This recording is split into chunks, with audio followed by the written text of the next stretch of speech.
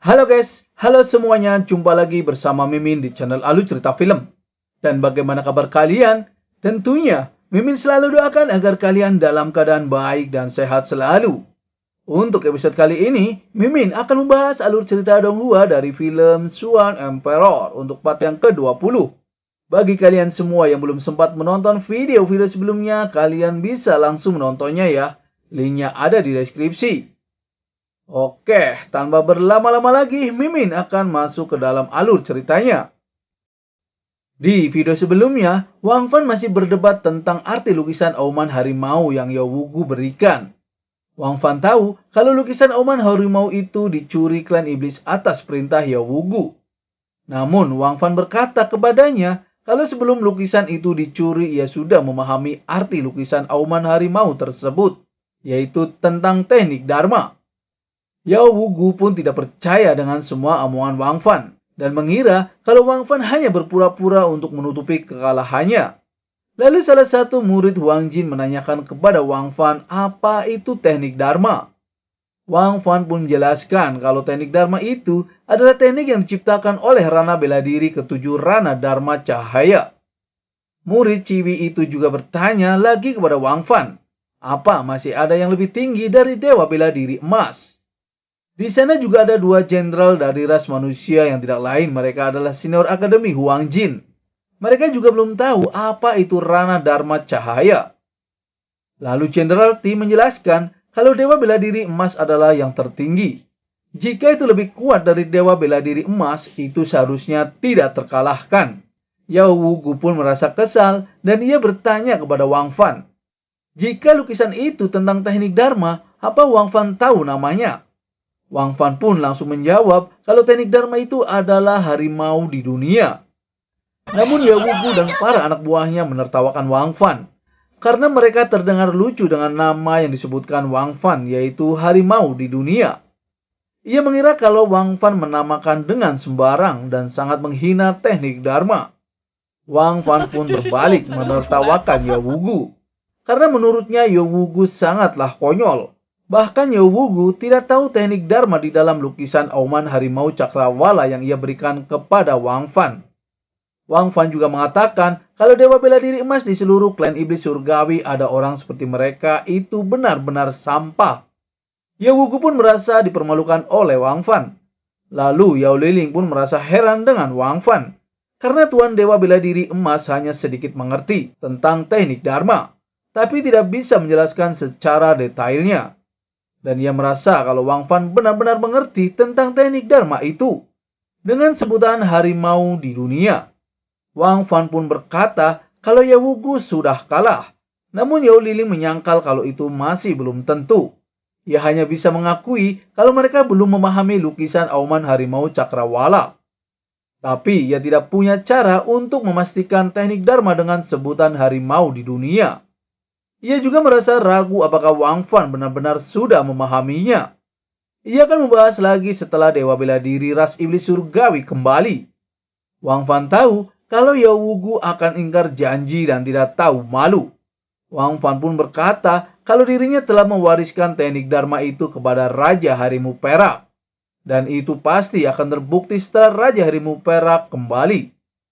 Ia menjelaskan di saat lukisan auman harimau cakrawala dicuri oleh Yao Wugu, Wang Fan tidak cemas sedikit pun karena ia sudah memahaminya. Lalu Yao Liling akan menunggu Raja Harimau Perak untuk membuktikan apa ia benar-benar mempraktikkan harimau di dunia. Wang Fan pun mengatakan kalau tidak lama lagi, paling lama 10 hari dan paling cepat 2-3 hari, Raja Harimau Perak pasti berhasil melatihnya. Dan pada saat itu ia berharap kalau Yao Wugu berhenti membuat alasan dan akan segera menjadi pembantunya. Yao Wugu dan pasukannya pun pergi dan akan menunggu Raja Harimau Perak. Sesampainya di kediamannya, Yao Wugu sangat kesal kepada Wang Fan. Ia tahu kalau Wang Fan sulit untuk dihadapi. Lalu Gui Ying dari klan bayangan menyadari kalau Wang Fan benar-benar memahami lukisan auman harimau cakrawala. Ketua klan serigala pun pernah mencoba untuk memahami lukisan tersebut, tapi tidak mengerti sama sekali. Dan ia heran dengan Wang Fan kenapa ia bisa memahaminya. Yao Liling juga mengerti kenapa peningkatan Raja Harimau Perak begitu cepat dalam waktu yang singkat. Dan semua itu pasti karena Wang Fan. Yao Wugu pun sangat marah dan haruskah ia membunuh Wang Fan? Namun Yao Liling meminta Yao Wugu untuk jangan khawatir karena pasukannya sudah siap. Selama Jin Wu Chenyuan sudah siap, ras iblisnya bisa melenyapkan ras manusia. Dan ia akan menangkap Wang Fan untuk membantu kultivasi Yao Wugu. Akan tetapi, Wang Fan juga mengingatkan ras iblisnya harus mempercepat kemajuan dan jangan menyia-nyiakan waktu. Yao Liling juga meminta bawahannya untuk menghubungi Jin Wu Chenyuan untuk minta lebih dipercepat. Ia juga meminta menghubungi Li Zihua dari klan Pedang Tirani 9 Matahari untuk datang ke dalam kota untuk memprovokasi orang-orang di dalam kota. Ia juga memerintahkan Hou Xiaoshan untuk memimpin pasukan keluar lembah besar.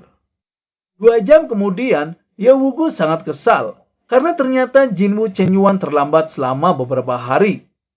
Ia juga takut jika Raja Harimau Perak menyelesaikan teknik Dharma dan pergi ke Akademi Huang Jin, maka akan terjadi sesuatu yang besar. Jadi sebelum Raja Harimau Perak datang, Yao Wugu ingin menyerang Akademi Huang Jin. Namun Tetua Serigala dan Guiying tidak menyetujuinya. Ia meminta Yao Wugu jangan meremehkan kakek dekan, karena kakek dekan begitu tenang di akademi. Karena mungkin kakek dekan sudah mempertimbangkan situasi kota suci. Guiying tahu kalau kakek dekan Lu Zeng sangat mahir dalam menyembunyikan kekuatannya. Sekarang juga muncul Raja Harimau Perak. Dan tidak ada yang bisa menebak kalau di Akademi Huang Jin ada master lain yang bersembunyi di Akademi Huang Jin. Jika terjadi kesalahan dan kecerobohannya, kerugiannya pasti terlalu besar. Di sisi lain, Wang Fan berhasil menerobos. Di sana, Wang Fan pun menemui Xiao Bei si anjing imutnya untuk menanyakan kabar kakek dekan. Xiao Bei sangat senang karena Wang Fan berhasil menerobos ranah lagi. Dengan begitu, semua masalah akan mudah diselesaikan. Jadi Xiao Bei bisa fokus menjaga kakek dekan. Xiao Bei juga mengatakan kepada Wang Fan kalau kakek dekan juga berhasil menerobos. Wang Fan pun terkejut karena kakek dekan juga berhasil menerobos. Xiao Bei menjelaskan betapa menakutkannya nafas yang keluar di saat kakek dekan melakukan terobosan. Wang Fan sangat senang karena kakek dekan menjadi dewa bela diri emas. Dengan begitu, ras manusia bisa lebih percaya diri. Namun Xiao Bei mengatakan kalau kakek dekan mirip dengan Yao Chanlong. Setelah menerobos, nyawa kakek dekan juga dalam bahaya. Jadi kedepannya kakek dekan tidak boleh diganggu sama sekali. Selain itu, Xiao Bei juga tidak yakin berapa lama yang dibutuhkan. Bagaimanapun kakek dekan pernah gagal sekali. Jadi pasti tidak akan bertindak gegabah lagi. Tak selang berapa lama, Wang Fan tahu kalau kemajuan wakil dekan Chen sedikit lambat. Tapi tangannya sudah ditempa menjadi tulang dewa emas. Senior Xingyu juga sedang mencoba menerobos ranah kolam hati roh ungu. Dan tampaknya Senior Xingyu akan menempa tulang dewa di seluruh tubuhnya. Selain itu, jika Senior Xingyu juga memiliki tulang dewa emas, meskipun tidak sebagus tulang bawaan, tapi ditambah terobosan kakek dekan dan Wang Fan, ras manusia sekarang bisa menang. Lalu Wang Fan berinisiatif untuk menyerang kedua ras yang melawannya. Namun jika ingin melawannya, praktisi pertama dan kedua ras manusia tidak ada.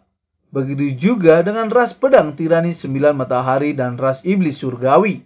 Wang Fan juga tahu kalau hanya ada 100 penjaga dewa pedang di bawah Li Zihua. Jadi Wang Fan akan bertindak untuk menyerangnya. Tak selama berapa lama, Jenderal Tri yang merupakan senior Akademi Huang Jin menemui undangan Wang Fan. Ia mengatakan kalau ia kagum dengan Wang Fan saat di akademi. Karena Wang Fan orang yang tidak mudah dijebak dan sangat berpengalaman. Selain itu, ia juga tahu kalau Wang Fan sangat rendah hati dan tidak sombong pastinya. Wang Fan adalah salah satu orang terpenting di Akademi Huang Jin. Lalu Wang Fan bertanya tentang situasi ras manusia saat ini. Jenderal Ti pun menjelaskan Bai Shaotang diam-diam telah mengirim 9 pasukannya. Dan saat ini kota Lingtian akan memiliki 300.000 pasukan. Bahkan jika ras manusia ditaklukkan, kota Lingtian dapat bertahan sampai Dewa Bela Diri kembali. Lalu Wang Fan mempunyai ide, ia ingin Jenderal Ti dan 9 pasukannya untuk memecah pasukan jadi beberapa kelompok. Dan diam-diam menyusup kedua kota utama. Namun Jenderal Ti tidak setuju karena cara tersebut membahayakan kota Lingtian. Ia menjelaskan kalau kota Lingtian adalah kota ras manusia terbesar kedua. Juga Li Zihua dari ras pedang tirani 9 matahari membangkitkan lubang emas ilahi. Maka di ras iblis surgawi ada juga yang berhasil.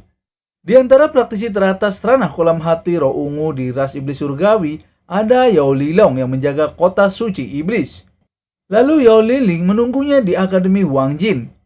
Namun Wang Fan berkata, selama pasukan tidak menyerang mereka tidak perlu ditakuti.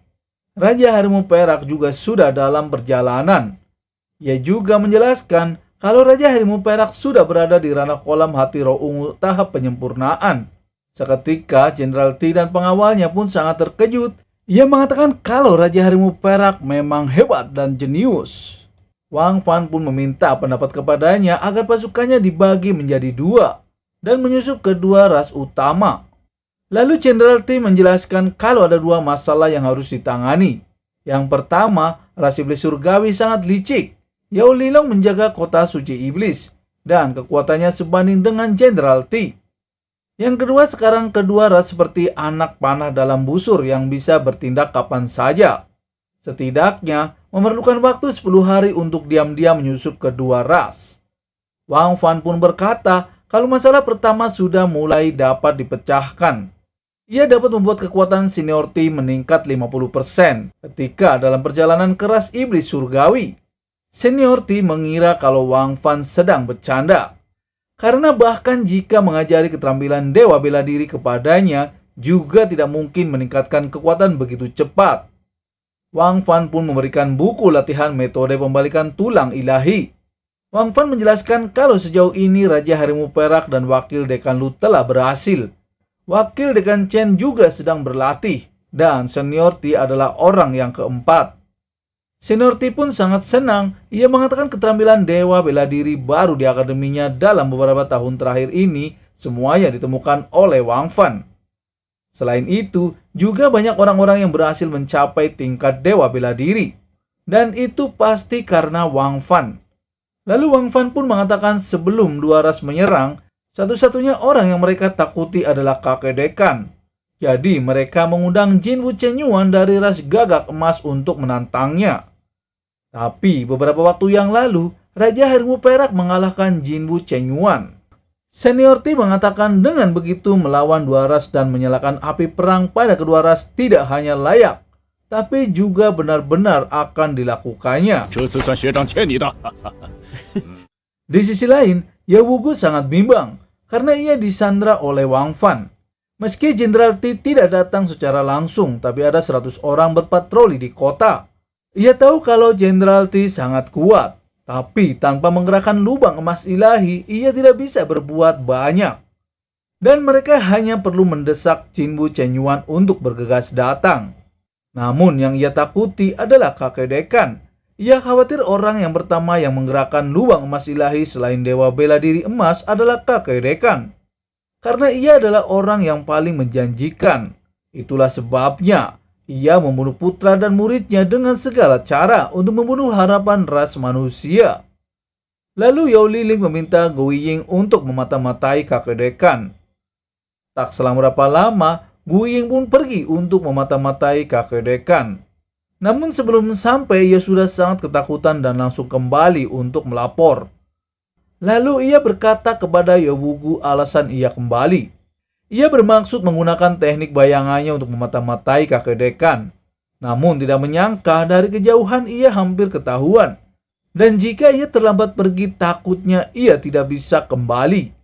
Dan mereka hanya bisa menunggu sampai Jin Wu Chenyuan datang. Dan dari perpustakaan, si Wentong mengumumkan kalau Jin Wu Chenyuan sudah mendarat. Lalu Wang Fan berpikir kalau ia ingin menyerang dua ras secara langsung. Namun jika ia menggunakan kekuatan penuhnya, krisis ras manusia bisa dibalikan menjadi krisis kedua ras. Jadi Wang Fan memutuskan untuk menyerang kelompok ras pedang 9 matahari terlebih dahulu. Tak selang berapa lama, Wang Fan pun pergi ke kota Lingtian untuk mencegah ras pedang 9 matahari yang akan menyerang kota tersebut. Ia berkata kalau Jenderal T menempa tubuhnya menjadi dewa emas dan lebih cepat dari Dekan Lu. Wang Fan tahu kalau Jenderal T pasti bisa mengalahkan Yao Lilong. Dan Wang Fan akan pergi ke kota suci untuk menyerang ras pedang tirani 9 matahari yang sedang mengepung ras manusia.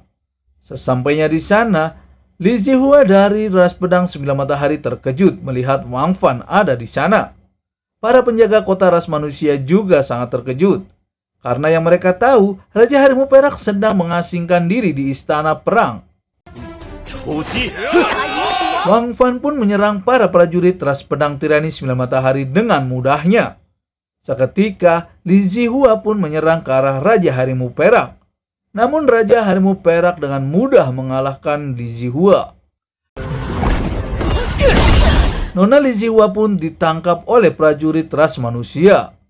Lalu Wang Fan bertanya kepada senior Bai Shaotang kalau ia baru datang ke sana dan belum akrab dengan semuanya. Ia juga menjelaskan kalau Raja Harimau Perak yang ada di kota itu palsu. Raja Harimau Perak pengganti itu dikirim oleh kakek dekan.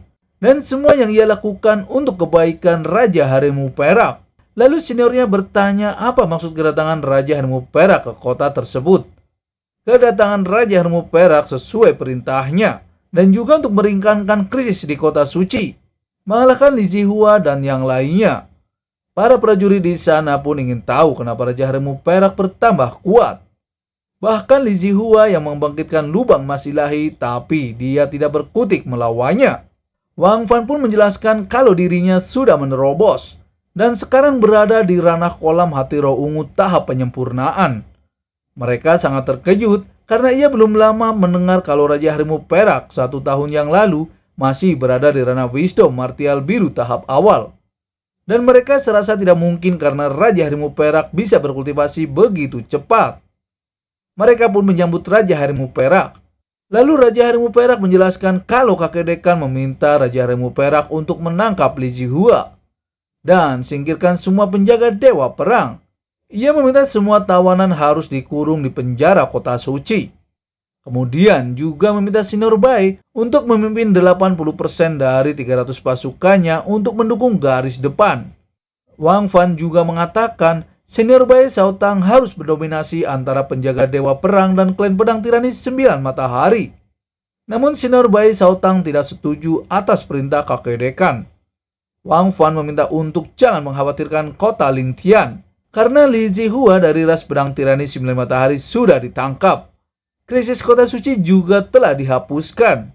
Bahkan ras iblis surgawi dan klan pedang tirani 9 matahari mengirim lebih banyak master ke kota hanya sedikit saja. Dan semua itu kakek dekanlah yang merencanakannya. Lalu Wang Fan membisikkan sesuatu yang rahasia kepadanya. Senior Bai Shaotang pun langsung setuju, karena kakek dekan dan Wang Fan bisa menyelesaikan Jin Wu Chenyuan. Ia tahu kalau Wang Fan tidak memberitahu seluruh rencananya. Dan seharusnya masih ada lebih banyak pengaturan. Wang Fan pun meyakinkan lagi kalau itu adalah perintah kakek dekan. Dan jika terjadi sesuatu, ia yang akan menanggungnya sendiri. Senior Bai Shaotang pun langsung setuju dan bersiap untuk menyerang. Lalu bagaimana kelanjutannya? Mimin akan bahas di episode berikutnya ya. Terima kasih.